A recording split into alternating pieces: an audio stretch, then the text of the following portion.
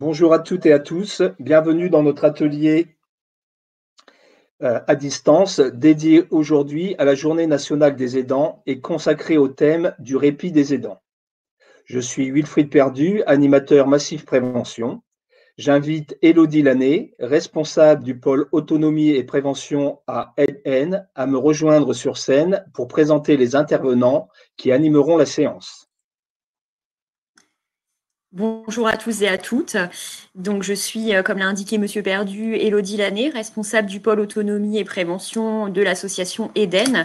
AIDN étant un service d'aide et d'accompagnement à domicile pour les personnes âgées, les personnes en situation de handicap, qui est basé à Saint-Quentin et qui intervient sur le département de l'Aisne, puisque nous avons également une antenne à Soissons.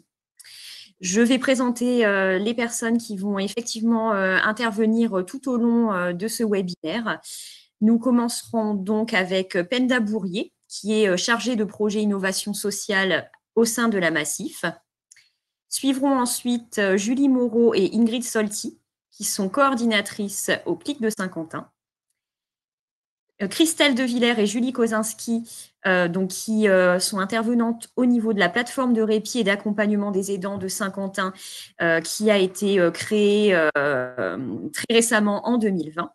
Et enfin, Ludovic Blanc, qui est chargé de mission proche aidant et prévention de la perte d'autonomie au sein de la fédération UNA. Je vais tout d'abord relaisser la parole à Monsieur Perdu qui va un petit peu nous expliquer les modalités de ce webinaire et vos possibilités d'interaction avec nous. Merci Élodie. Donc, quelques petites informations pour le bon déroulement de cet atelier à distance. Vos micros sont coupés, mais vous pouvez à tout moment nous faire part de vos commentaires ou de vos questions. Pour cela, vous devrez utiliser l'onglet « Questions » qui se trouve sur la droite de votre écran. Si vous ne voyez pas cet onglet, cliquez sur la flèche située en haut à droite, près de la clochette, pour étendre la page. Nous essaierons de vous répondre au mieux en cours de séance ou en fin de présentation. De notre côté, nous aurons besoin de recueillir vos avis à diverses occasions. Au cours de la présentation, nos questions vous parviendront alors dans votre onglet « Paragraphe sondage », situé lui aussi à droite de votre écran, et vous pourrez répondre directement si vous le souhaitez. Je vous conseille de laisser cet onglet ouvert. Vous verrez automatiquement apparaître nos questions au fur et à mesure. Je vous propose d'ailleurs de faire un essai tout de suite. Je vais vous projeter le sondage.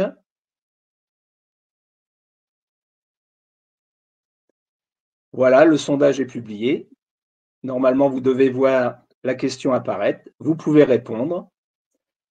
Alors, la question, accompagnez-vous au quotidien une personne malade, dépendante ou en situation de handicap? Voilà, le compteur s'active un petit peu. C'est très bien. Merci. Donc, vous avez compris le principe. Nous allons pouvoir débuter cet atelier. J'invite maintenant Penda à prendre la parole.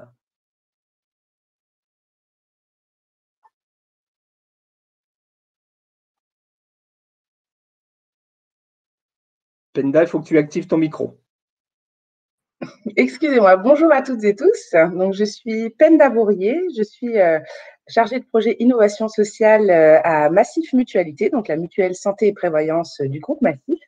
Et donc, j'ai en charge l'engagement aidant qui consiste en la coordination des actions liées aux aidants au niveau national, le site avec lesaidants.fr, la création d'outils et les animations des partenariats au niveau national et la création d'actions clés en main pour accompagner les référents régionaux aidants aidés. Voilà. Donc, la Massif est engagée auprès des aidants depuis une quinzaine d'années, mais je pense qu'une petite vidéo pourra vous expliquer tout ça, ainsi que donc, cette enquête que nous avons réalisée cette année sur la situation des aidants en 2020. Donc, je vous envoie cette petite vidéo.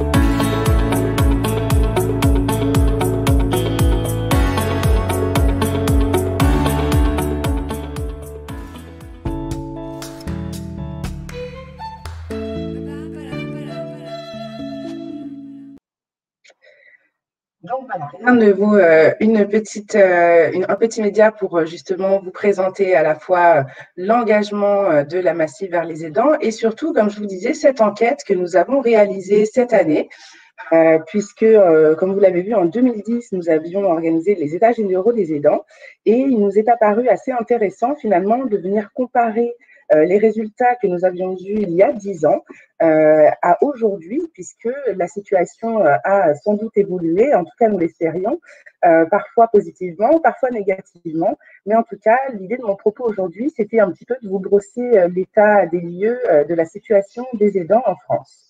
Donc, ces aidants, qui sont-ils? On voit qu'il y a 11 millions d'aidants âgés de plus de 18 ans en France. Effectivement, dans notre échantillon qui était composé de plus de 2300 aidants à avoir répondu donc, à notre enquête en début d'année, nous n'avons pas pu interroger les aidants de moins de 18 ans, mais nous savons qu'ils composent aujourd'hui également un certain nombre de personnes qui sont souvent peu pris en compte finalement dans les statistiques, mais ils ont également des besoins et donc il s'agit évidemment de bien pouvoir les prendre en compte. Les aidants d'aujourd'hui donc ont en moyenne 49 ans et nous savons que plus le volume d'aide augmente, plus les femmes sont représentées dans le nombre d'aidants, puisque même si on sait que la part d'aidants hommes et femmes est à peu près égale aujourd'hui, plus l'aide est importante, plus les femmes sont représentées. Au niveau des personnes aidées, ce sont donc pour 83% des aidants qui appartiennent à la famille proche et il s'agit pour 44% donc du parent, en fait, donc du père ou de la mère. 72% des personnes aidées vivent dans leur propre logement, ce qui est un peu plus, un peu plus qu'en 2010, puisqu'à l'époque, c'était 62%. Et on sait que 50% des personnes aidées perçoivent une aide financière, ce qui est un chiffre qui a beaucoup baissé par rapport à 2010, puisqu'à l'époque, on était à 63%. Donc, il s'agit de se poser la question du pourquoi de ce non-recours aux aides financières. La charge pour les aidants maintenant, donc on sait que 93% des aidants rendent visite à la personne aidée au moins une fois par semaine. Donc ça, c'est quelque chose qui est somme toute assez classique, mais on a 35% des aidants qui interviennent tous les jours ou presque auprès de leurs proches en situation de dépendance. 24% des aidants interviennent seuls, c'est-à-dire sans aucun accompagnement extérieur pour accompagner leurs proches. Donc évidemment, cet accompagnement a un impact sur leur vie, déjà un impact financier, puisqu'on sait que l'aide apportée représente une charge économique pour 47% des aidants, sur la vie professionnelle, puisque 46% des aidants ont dû aménager leur temps de travail, leurs horaires, ou même arrêter de travailler pour accompagner leurs proches.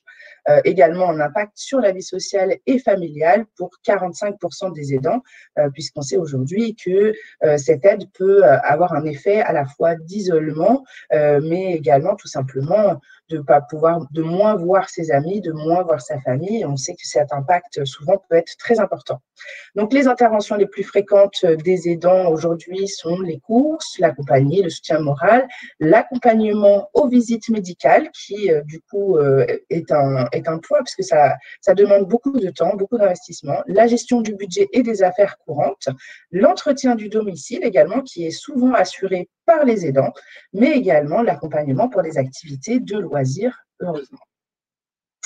Les principales difficultés rencontrées par les aidants aujourd'hui se concentrent majoritairement sur ce besoin de répit, justement, que mes collègues dont mes collègues vont vous parler par la suite, le besoin de souffler, évidemment.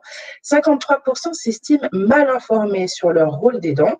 Effectivement, on sait aujourd'hui que les multiples canaux d'information, les multiples interlocuteurs sont parfois un vrai sacerdoce pour obtenir la bonne information au bon moment. On sait également que 62% s'estiment vraiment épuisés, surmenés par cette charge de l'aidance et que 50% se sentent parfois seuls et non soutenus dans cette aidance, justement. Donc, quelles solutions aujourd'hui les aidants dont les aidants ont besoin, évidemment.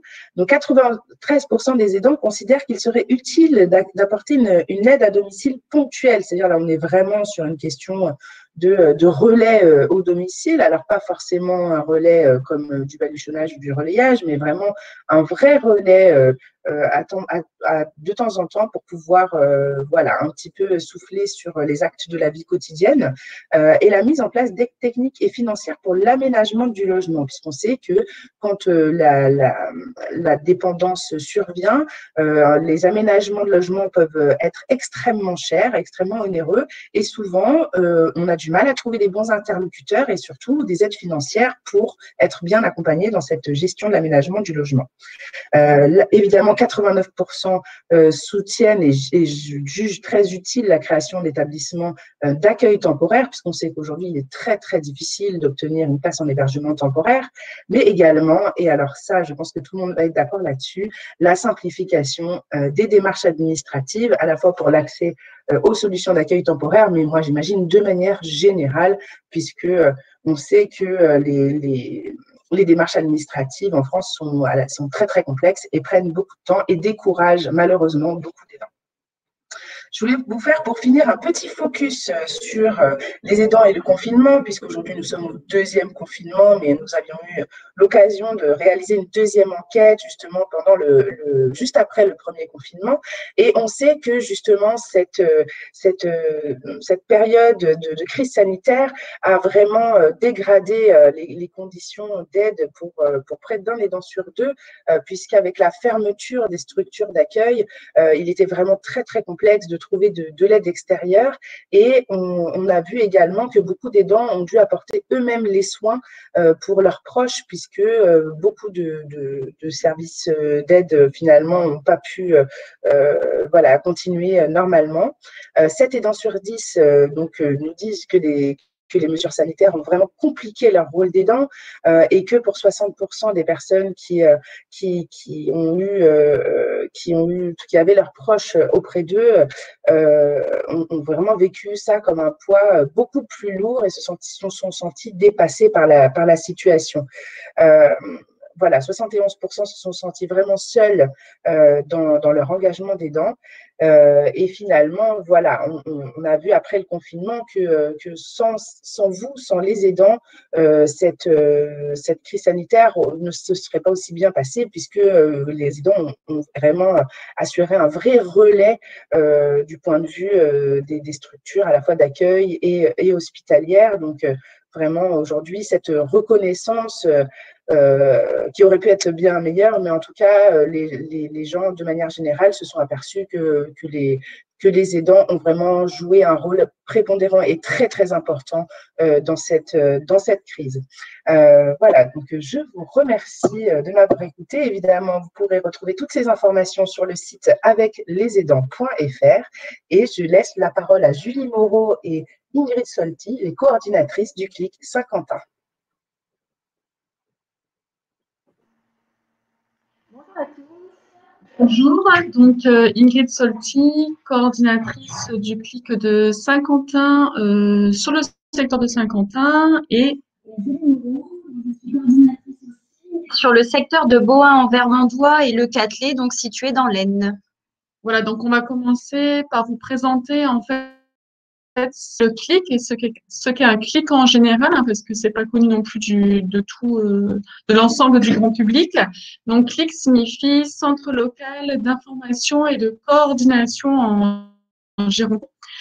Les CLIC sont financés par les conseils départementaux et se situent à différents endroits en fonction des porteurs administratifs. Nous, pour le coup, nous sommes dans les locaux d'un service d'aide à domicile, donc Eden, situé sur Saint-Quentin, au 50 rue de Vaudreuil. Le CLIC a pour mission principale d'intervenir auprès du public des personnes qui ont plus de 60 ans, qu'elles soient personnes aidées ou personnes aidantes, et où il y a une problématique en lien avec la maladie, et en tout cas une perte d'autonomie en lien avec ces deux facteurs-là. Dans ce cadre-là, en fait, on est amené à organiser le maintien à domicile, à le faire réviser, à le coordonner avec les différents intervenants professionnels, que ce soit le médecin, les libéraux, kinés, infirmiers, et surtout la famille et les proches aidants. Donc, c'est surtout dans ce contexte-là qu'on est amené du coup à rencontrer et à évaluer les situations des personnes qui sont aidantes. Généralement, ce sont soit les personnes aidantes elles-mêmes qui prennent contact avec nous pour savoir quel type d'aide elles peuvent obtenir pour leur proche. Ça peut également être l'entourage proche, le voisinage, les enfants qui habitent loin, qui sont en activité professionnelle et de fait peu disponibles pour intervenir souvent. Voilà, donc Julie va pouvoir vous expliquer en quoi on peut orienter correctement les aidants sur nos secteurs. Alors, comme je vous le disais, on a une grosse mission d'accompagnement des personnes, des aidants, du coup. Donc, de par nos missions, comme on se déplace beaucoup à domicile, on les rencontre quotidiennement dans nos missions. Notre rôle, en fait, ça va être d'échanger avec eux, comme je disais un petit peu tout à l'heure, ça va être trouver des solutions de répit, de voir si elles ont besoin, si c'est un besoin quotidien, permanent, ou alors très ponctuel sur la durée. Et en fait, dans notre rôle unique, on a ce rôle aussi d'orienter vers les professionnels du coup, de notre secteur. Donc, on est amené à beaucoup travailler dans ce moment et régulièrement, du coup, avec tous les professionnels autour de séjours temporaires, par exemple, au niveau des maisons de retraite. Julie, mettez-vous bien près Oui, du oui, micro, on ne vous entend pas très bien. D'accord, et pourtant, je suis très, très proche. Bon, je recommence, Là, c'est excusez-nous parfait, pour… merci. Voilà, excusez-nous pour ce petit contretemps. Donc, je disais qu'on est amené à travailler avec de nombreux acteurs sur le secteur de Saint-Quentin, du coup, sur nos secteurs d'intervention, notamment avec les maisons de retraite qui font de l'accueil temporaire. C'est une des solutions pour le répit, du coup, pour soulager un petit peu l'aidant dans son quotidien. Comment ça se déroule? En fait, c'est de mettre l'aidé pendant quelques temps. Alors, ça peut être une semaine, 15 jours ou sur une durée bien plus longue, en structure d'hébergement pour dire que l'aidant, du coup, souffle un petit peu et se repose durant cette période. Et ensuite, on oriente aussi régulièrement vers les structures d'accueil de jour, où là, vraiment, il y a un accueil qui est fait une ou plusieurs fois par semaine, où du coup, l'aidé est accueilli au sein d'une structure pour réaliser des actions autour de la mémoire. Enfin, voilà, c'est vraiment un accueil assez convivial. Et du coup, pendant que l'aidé est accueilli, l'aidant peut se reposer. Et ensuite, nouvellement créée en 2020, il y a la plateforme de répit de Saint-Quentin qui est arrivée et où on commence du coup tout doucement à orienter les bénéficiaires du coup vers cette plateforme. Et du coup, je vais laisser Christelle et Julie de la plateforme de répit de Saint-Quentin de vous présenter un petit peu cette nouveauté. Bonjour à tous, je me présente, Christelle Devillers, infirmière coordinatrice à la plateforme d'accompagnement et de répit des aidants, et Julie Kozinski qui m'accompagne et qui est psychologue sur cette même plateforme. Alors en fait, nous, cette plateforme, on est là pour vous aider, vous qui accompagnez un proche qui présente une maladie d'Alzheimer ou trouble apparenté, une maladie de Parkinson ou sclérose en plaques. On est situé sur Saint-Quentin et on intervient sur l'Aisne, tout le territoire de l'Aisne Nord. Les objectifs de cette plateforme, on offre des activités de soutien et d'écoute. On propose des activités qui favorisent le maintien du lien social. On apporte une offre d'activités d'information et de formation et on apporte des solutions de répit pour les aidants. L'équipe qui intervient, en fait, donc moi-même, infirmière coordinatrice, Julie, neuropsychologue, et 2 assistantes en soins gérontologie. Et cette plateforme, elle se trouve à Saint-Quentin, au niveau de la résidence Victor Hugo, sur le boulevard Victor Hugo. Là, Julie va vous expliquer plus précisément, nous, ce qu'on fait ici sur notre plateforme. Alors, je vais revenir un petit peu sur les informations qu'a déjà pu donner Christelle.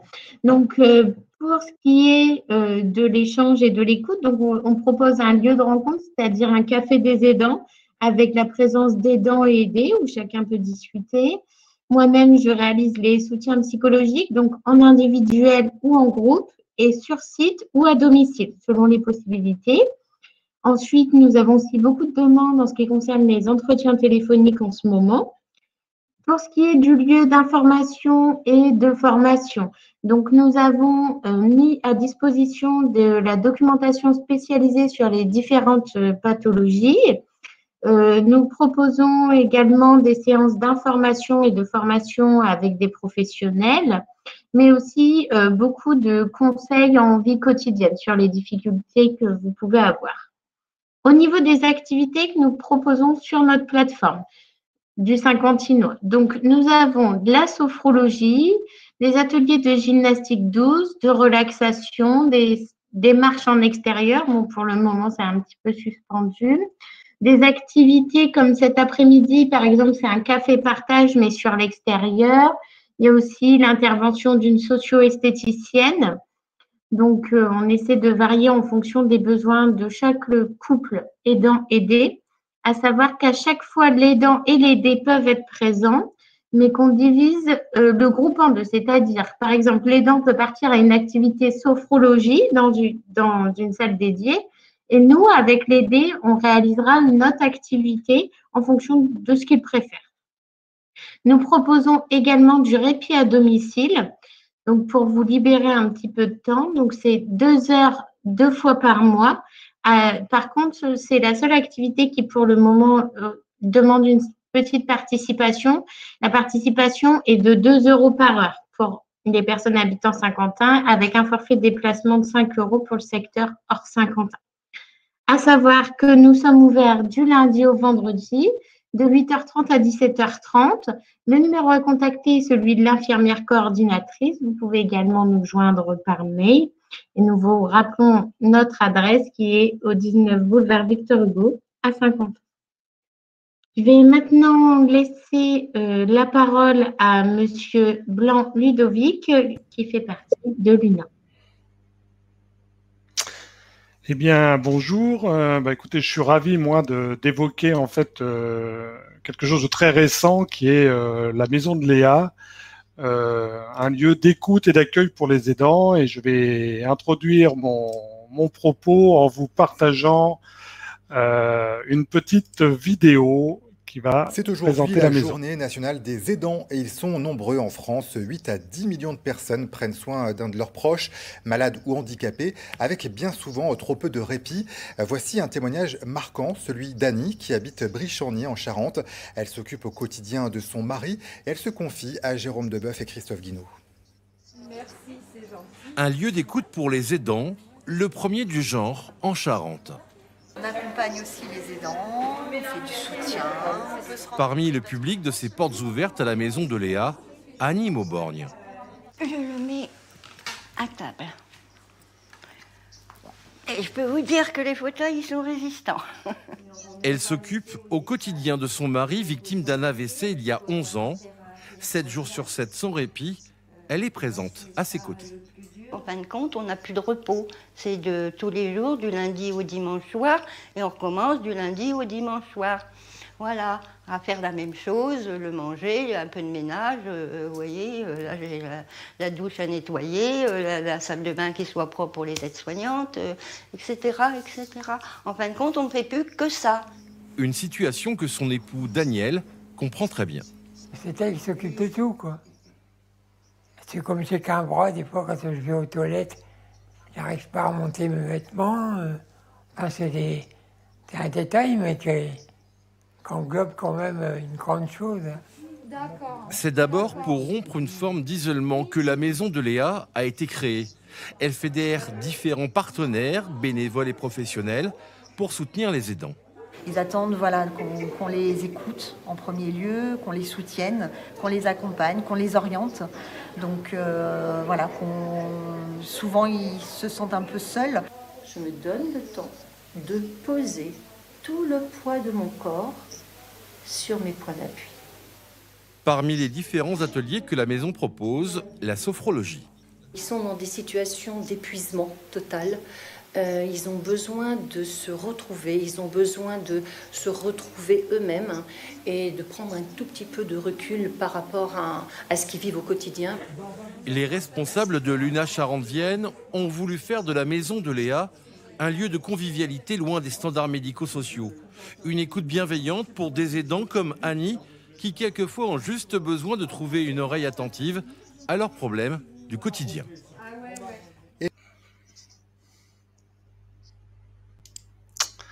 Donc voilà l'introduction de la maison de Léa. Et donc je vais parler maintenant un peu plus précisément de ce qu'est la maison et des choix que nous avons faits. Donc la maison de Léa, c'est avant tout un lieu de ressources, d'orientation et d'information, mais c'est aussi ce que nous souhaitons faire, un lieu de rencontre entre aidants, mais aussi un lieu de rencontre entre aidants et bénévoles et les professionnels de l'accompagnement. C'est une initiative qui a été prise par l'association UNA Charente-Vienne et qui a été inaugurée le 6 octobre 2020 par la vice-présidente du conseil départemental de la Charente à l'occasion de la Semaine Bleue et aussi de la Journée nationale des aidants.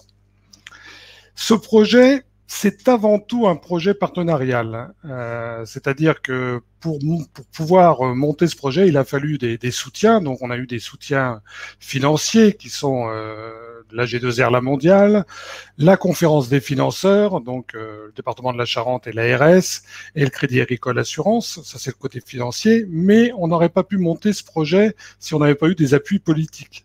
Alors les appuis politiques, c'est par exemple la plateforme territoriale d'appui de Charente, les plateformes de répit des aidants, et puis des structures associatives territoriales comme le CASA, collectif interassociatif de soutien aux aidants, mais aussi Movibus pour la mobilité et Ressentez-vous pour tout ce qui est l'aménagement et les ergothérapeutes.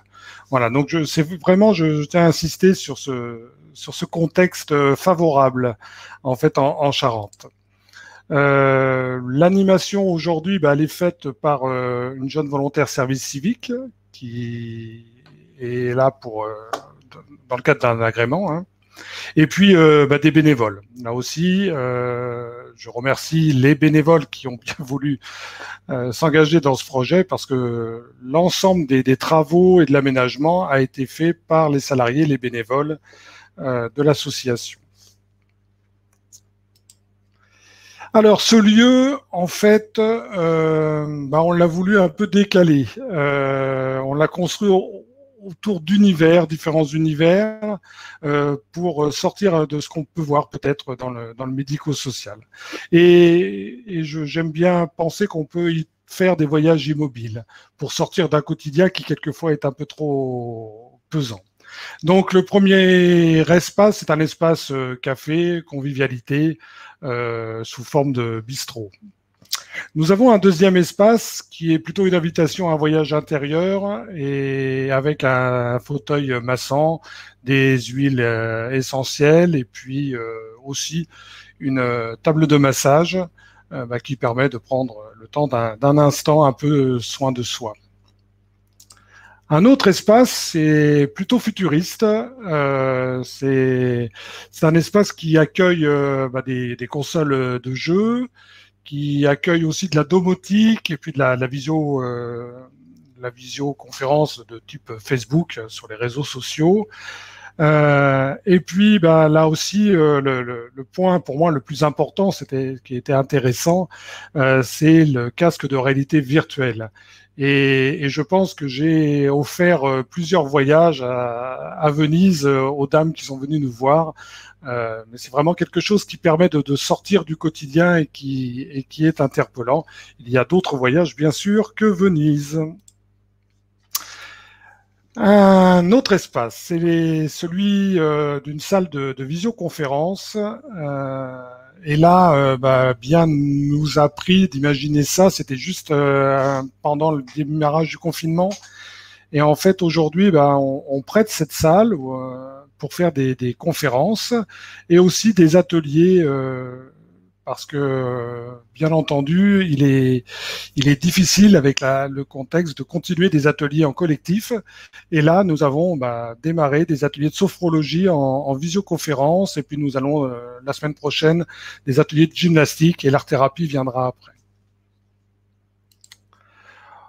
Autre espace, et pas le moindre, c'est le point numérique. Alors, bien sûr, nous avons arrêté les formations Minitel, mais ça rappelle en tous les cas que le Minitel était le premier ordinateur en réseau grand public, et cet espace, en fait, nous le dédions plus sérieusement à le suivi administratif, l'aide administrative, et puis les formations au numérique, aux tablettes numériques. Et vu l'importance, et Penna nous l'a redit tout à l'heure, l'importance de savoir utiliser le numérique pour les besoins administratifs, etc.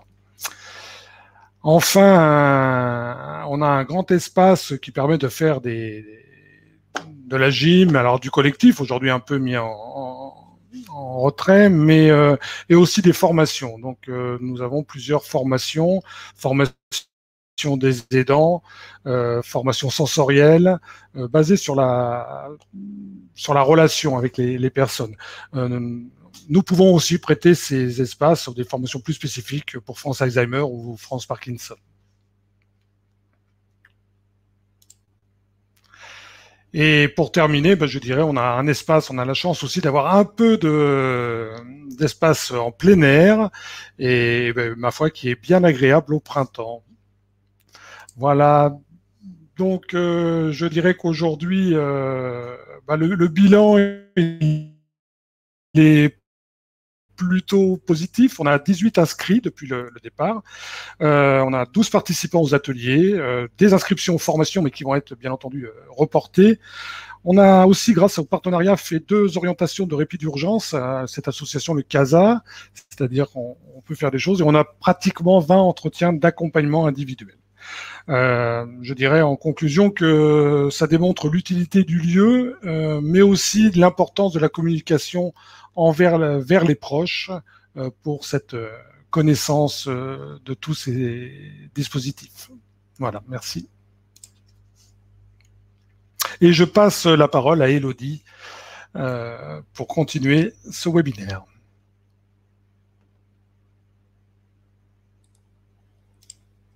Merci beaucoup à tous pour ces interventions particulièrement intéressantes. C'est vrai qu'il me semble important quand même de rappeler que depuis plusieurs années maintenant, dans le cadre de la Journée nationale des aidants, on mène des actions avec la Massif où on organise des journées thématiques où on a cette habitude de réunir justement les professionnels des territoires et les intervenants qui peuvent apporter du soutien aux aidants. Et il nous semblait quand même très important cette année de pouvoir malgré tout mener une action, même si le contexte n'est pas facile. Donc, je tiens vraiment à souligner l'implication des différentes personnes que vous avez pu entendre, car ça me semble vraiment intéressant de poursuivre, en tout cas, l'information au grand public. Je vais vous faire également un petit point sur les actions de Eden au niveau de l'accompagnement des aidants, puisque c'est vrai que depuis environ 6 ans maintenant, on mène de nombreuses actions qu'on essaie d'affiner tout au long des années par rapport au repérage aussi des réels besoins des aidants. Et on imagine plusieurs axes pour 2021. Le premier étant la mise en place d'une action de formation des aidants de malades Alzheimer et troubles apparentés, qui se fera en partenariat avec le CLIC de Saint-Quentin et la plateforme de répit et d'accompagnement des aidants de Saint-Quentin également. Donc l'idée, c'est de pouvoir, à partir de janvier 2021 et pendant 3 sessions, pouvoir finalement accueillir les aidants pour leur apporter des éléments de formation donc autour des manifestations de la maladie d'Alzheimer, pour les aider à comprendre les répercussions de la maladie au quotidien, mieux comprendre finalement toutes ces manifestations. Et on aura également une partie de formation autour du rôle de l'aidant et autour de l'identification des limites de l'aidant, puisqu'on le sait, c'est parfois la principale difficulté. Il peut être difficile pour l'aidant de connaître ses limites, de savoir aussi se coordonner avec les intervenants à domicile ou avec les professionnels de santé. Donc, ce sont aussi des choses que l'on abordera dans les formations. Donc, on espère vraiment, en tout cas, pouvoir les mettre en place par rapport au contexte. Mais c'est vrai que c'est un projet qui nous tient à cœur, où on essaiera également d'associer l'association France Alzheimer, qui est vraiment aussi en demande et qui organise également des formations de son côté. Donc, l'idée, c'est vraiment pouvoir se coordonner, en tout cas, entre professionnels. On a également un projet que l'on a mené avec la compagnie de théâtre Akali de Soissons, qui a réalisé des clips vidéo autour de scènes de théâtre qui représentent le quotidien des aidants avec leurs proches. Donc, l'idée, c'était de pouvoir montrer des scènes qui pourraient tout à fait exister dans la vraie vie, hein, entre guillemets, pour vraiment montrer la nature des relations entre les proches aidants et les aidés. Parce qu'on le sait, il y a parfois des difficultés également, hein, des aidants qui vont avoir tendance à infantiliser un petit peu leurs proches, des proches aidés qui peuvent aussi culpabiliser parfois en se disant, bah voilà, l'aidant m'accompagne au quotidien, c'est pas forcément évident, j'en demande beaucoup à mon proche. On voit que c'est pas toujours évident non plus de faire la part des choses avec les professionnels de santé. Donc l'idée de ces petits clips vidéo sous forme de scènes théâtralisées, c'était de pouvoir finalement engager le dialogue avec les aidants sans être tout de suite dans l'exposition de vraies situations. Parce qu'on le sait, c'est pas toujours facile de parler de soi, de révéler un petit peu ce qui se passe dans sa vie personnelle. Donc là, c'est vraiment des scènes qui vont permettre de ne pas stigmatiser le vécu des aidants et qui vont être propices au dialogue et qu'on imagine très bien du coup en support de discussion pour des ateliers. Donc, ce qu'on souhaiterait faire, c'est pouvoir organiser des groupes avec ces outils vidéo, mais aussi les utiliser en version numérique, puisque on sait que malheureusement, il va peut-être être encore difficile de reprendre des activités en présentiel. Donc, ce sera vraiment des outils qu'on pourra diffuser, qu'on pourra mettre aussi à disposition des partenaires qui le souhaiteraient. Donc, il y a vraiment quelque chose à faire à ce niveau.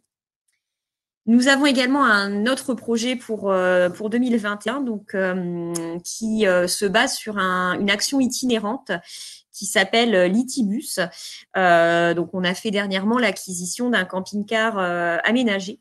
Et donc, ce que l'on imagine sur le territoire, c'est de pouvoir se rendre dans les secteurs très ruraux, là où il y a pas forcément toujours autant de services que dans les grandes villes du département, et de pouvoir finalement aller à la rencontre des proches aidants qui ne sont pas identifiés par d'autres structures, qui ne mettent peut-être même pas l'étiquette proche aidant sur leur situation finalement, et de pouvoir aller à leur rencontre, leur proposer un accueil en toute confidentialité au sein du véhicule itinérant, pouvoir leur apporter un premier degré d'information et d'orientation et cerner les besoins pour leur montrer que des aides sur les territoires sont envisageables. Donc ça, c'est vraiment un projet qu'on imagine en partenariat très étroit avec le CLIC de Saint-Quentin, et donc notamment autour des secteurs couverts par Julie Moreau, que vous avez entendu tout à l'heure, qui intervient vraiment sur le nord du département, sur des secteurs qui sont quand même très reculés. Donc ça, c'est vraiment quelque chose qu'on va déployer rapidement sur le secteur. Et c'est aussi un projet itinérant qui est ouvert également aux partenaires. On voit bien que de nombreuses associations souhaitent développer des projets itinérants, et on se dit qu'on peut vraiment mettre cet outil aussi à disposition sur des projets co-construits. C'est vraiment des choses qui peuvent tout à fait s'envisager. Je vais également donc me permettre de repasser la parole à nos partenaires qui vont pouvoir partager avec vous leur plus grande actualité du moment pour qu'on puisse un petit peu voir ce qu'il est possible de faire actuellement. Donc, je vais relaisser la parole à Penda. Merci beaucoup, Élodie. Alors, en effet, oui, pas mal d'actu côté massif, puisque cette année, comme je vous le disais, c'était les 10 ans des États généraux. Donc, on a mené toute une campagne, évidemment, de communication sur nos 2 enquêtes que vous pourrez retrouver, donc, comme je vous le disais, sur le site aveclesaidants.fr, qui a fait l'objet d'une rénovation de fond en comble et qui est aujourd'hui tout nouveau, tout beau. Donc, je vous invite à aller le visiter.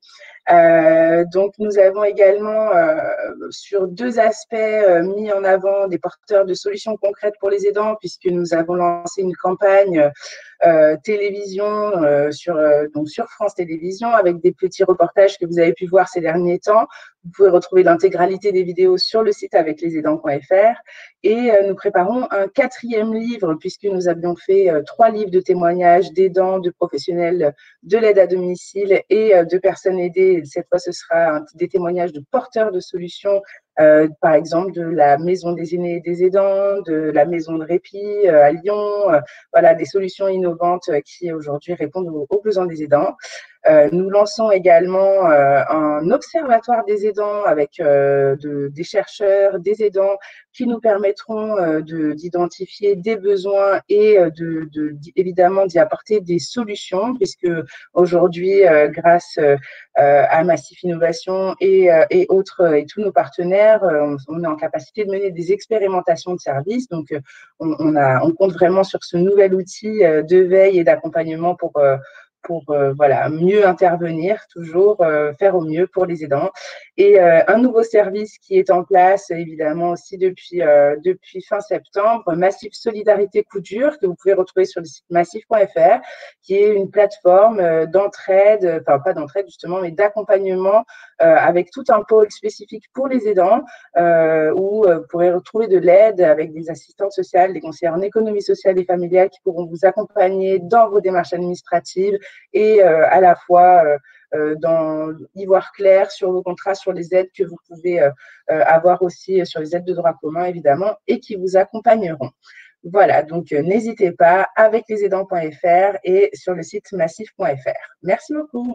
Et je laisse la parole à Julie et Ingrid pour le clic de 50 ans.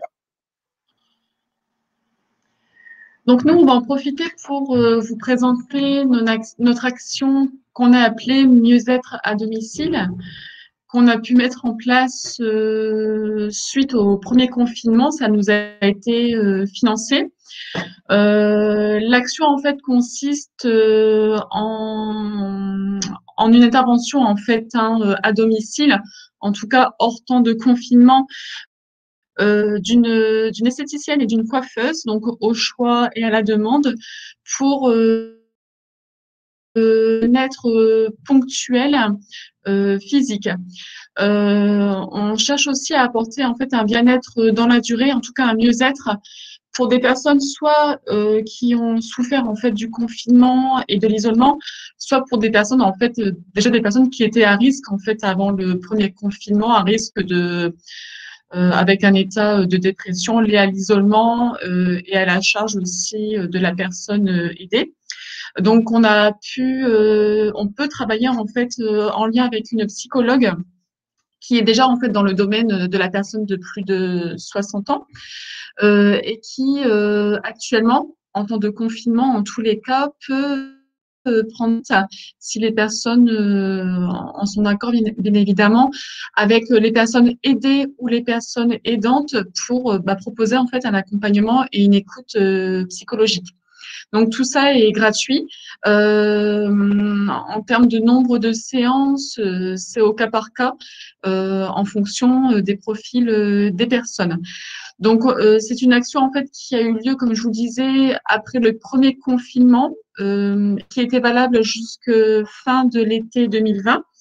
Et il y a de ça 3 semaines, on a eu un accord en fait pour la renouveler. Voilà, donc jusqu'à aujourd'hui et on espère autant que possible. On aimerait nous pouvoir en fait la réitérer autant que possible sur l'année 2021, puisque on est loin d'être sorti dans tous les cas de la situation vide et que les besoins d'écoute et de soutien psychologique en fait sont permanents hors crise sanitaire. Donc là, vous avez sous les yeux la plaquette action. Sachez que, en tout cas pour le département de l'Aisne, chaque clic a eu l'opportunité de mettre en place une action de ce type. Donc peut-être pas exactement la même, mais en tout cas le côté psychique prévalait. Donc, où que vous soyez dans le département de l'Aisne, si vous vous rapprochez du clic qui vous concerne, vous pourrez certainement bénéficier de cette action. Dans tous les cas, nous, on reste disponible aussi pour répondre à des questions et même vous orienter aux besoins et transmettre les coordonnées de nos collègues. Donc voilà, juste pour rebondir un petit peu à ce qu'a dit ma collègue Ingrid, si vous avez des questions complémentaires ou autres, bien sûr, on reste disponible. N'hésitez pas à nous contacter. Notre secrétaire Isabelle Vasseur fera un plaisir de vous recevoir.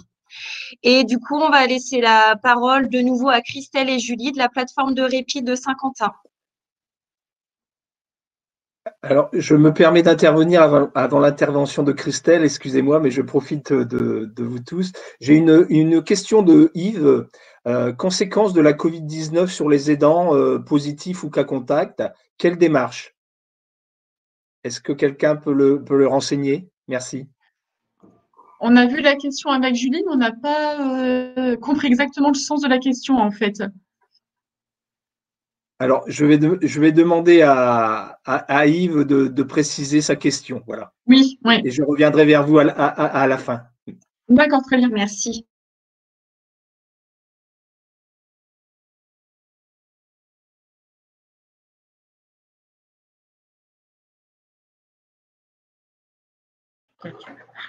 Alors, comme je vous disais tout à l'heure, en fait, notre plateforme est ouverte depuis juillet 2020. Donc, nous, actuellement, on propose 3 ateliers par semaine sur site. Et en fait, on souhaiterait développer aussi des partenariats afin de développer nos activités pour les aidants. Et on va participer aussi, comme l'a dit Elodie Lanner, à la formation pour les aidants, en fait, pour aider en vie quotidienne. Et puis, si vous avez des questions par rapport à notre plateforme, n'hésitez pas à nous contacter. On essaiera d'y répondre au mieux. Voilà, je ne sais pas si vous avez des questions. N'hésitez pas. Je vais passer la parole à M. Blanc de l'UNA. Oui, bien, pour continuer sur nos actualités, en fait, on a objectif 2021 de développer un petit peu ce que Penda avait initié tout à l'heure, le répit, le relais des aidants. C'est vraiment une brique qui manque sur tous les territoires, je pense, mais nous avons quand même un objectif d'arriver à mettre en place un relais de courte durée qui compléterait les offres de répit qu'il y a sur le territoire, et ça, j'espère en partenariat, en fait. Voilà. Et l'actualité brûlante, c'est la sortie d'un hebdomadaire qui s'appelle Chemin des Dents en Charente, voilà, qui est sur la paire aidance et qui a été fait initié par une plateforme de répit, mais créé par la dynamique qui soutient les aidants en Charente. Et puis, toujours pareil, la distribution de gazettes des aidants, mais je crois même qu'elle est arrivée dans l'Aisne. Et là, c'est un petit journal pour des bulles de répit qui a été initié pendant le confinement et qui va perdurer forcément dans les mois qui viennent. Voilà, donc je repasse maintenant la parole à Wilfried pour la clôture, je pense. Très bien, merci. Alors, comme Yves n'a pas donné de précision, j'invite donc Yves à prendre les coordonnées des différents intervenants de ce jour et éventuellement donc de contacter soit Eden, le CLIC ou la plateforme pour avoir une réponse à sa question. Un grand merci à nos intervenants et merci beaucoup à vous, les participants, d'avoir pris sur votre temps libre pour vous connecter et nous écouter aujourd'hui. Nous espérons que ce webinaire a répondu à vos attentes et que les informations délivrées vous seront utiles. Nous serons ravis de vous retrouver sur un prochain webinaire. D'ici là, excellente journée à toutes et à tous et à bientôt. Bon appétit. Au revoir.